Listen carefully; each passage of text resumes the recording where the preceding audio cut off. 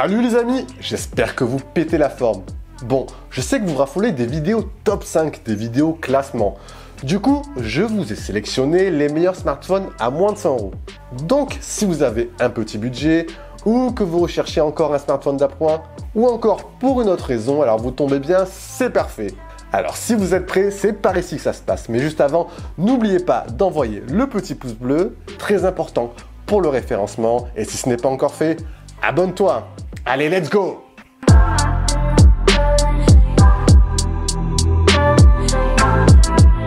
€100, difficile de trouver de très bons smartphones à ce prix-là. Bon, c'est vrai que les prix ont chuté ces dernières années sur les smartphones entrée et milieu de gamme, mais sous la barre des 100 €, il faudra faire quand même de nombreuses concessions. Toutefois, certains modèles s'en sortent mieux que d'autres et ont une fiche technique, on va le dire, un poil meilleure. Mon choix numéro 1 s'oriente sur le Redmi 8A de chez Xiaomi. Bon, la réputation de la marque n'est plus à faire. Xiaomi actuellement et depuis quelques années propose les meilleurs smartphones sur le plan rapport qualité-prix. Le Redmi 8A est un smartphone sorti 3e trimestre 2019 avec une fiche technique intéressante pour son prix qui se situe aux alentours des 100 € aujourd'hui. Vous avez des performances honorables, processeur Snapdragon 439 couplé à 2 Go de mémoire vive et 32 Go de stockage extensible via microSD.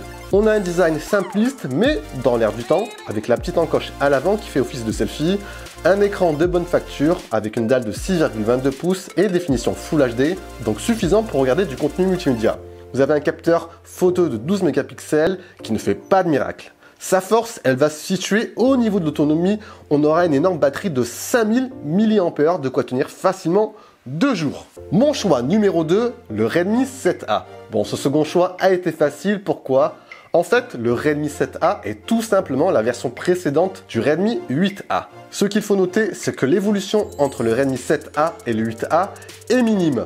On a un design peut-être plus old school, une plus petite batterie de 4000 mAh qui vous fera tenir 1 jour et demi ou plus, mais mis à part ça, on reste sur des performances dans l'ensemble équivalentes. En farfouillant un peu, on pourra même donc le retrouver à un prix plus attractif que le 8A.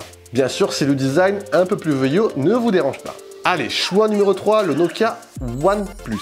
On est ici sur un plus petit format, dalle de 5,45 pouces, donc niveau ergonomie, on a le côté léger et pratique. Après sur le plan technique, on est en deçà des deux modèles que je vous ai présentés juste avant, mais voilà, pour une utilisation très basique, réseaux sociaux, appels, mails, il pourra constituer une alternative crédible. Niveau tarif, on est en dessous des 100 €, donc parfait. On continue sur la lancée, mon choix numéro 4 les amis, le Motorola E6 Play.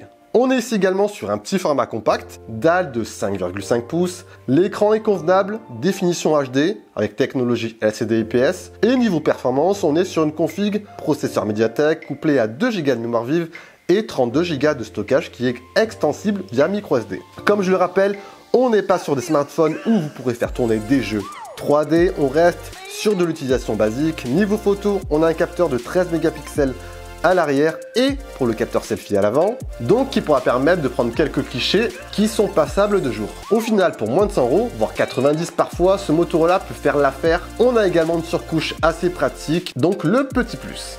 Et le 5e choix, les amis, le smartphone le moins cher, le basique de chez Xiaomi, le Redmi Go. Tarif, on peut le trouver à 70 €, voire moins. Vous l'aurez compris, ici on est sur le plan technique, sur du basique de chez basique. Petit écran 5 pouces, définition HD. Niveau performance, on a le processeur Snapdragon 425, complet à 1 Go de mémoire vive. Le smartphone tourne sur la version Android Go, donc une version qui se rapproche d'Android pur, simple et pratique. Vous aurez sinon une batterie de 3000 mAh, de quoi tenir une journée. Donc, si vous recherchez au final un smartphone d'appoint, celui-ci pourrait éventuellement faire l'affaire. Et voilà les amis, j'espère que cette vidéo top 5 à moins de 100 € vous aura permis d'y voir un peu plus clair. Si vous avez d'autres choix à nous suggérer, n'hésitez pas à les envoyer en bas dans l'espace commentaire. Vous pouvez également partager la vidéo autour de vous, ça pourrait être utile, on sait jamais. Sur ce, c'était Jojo, à la prochaine, prenez soin de vous, ciao ciao.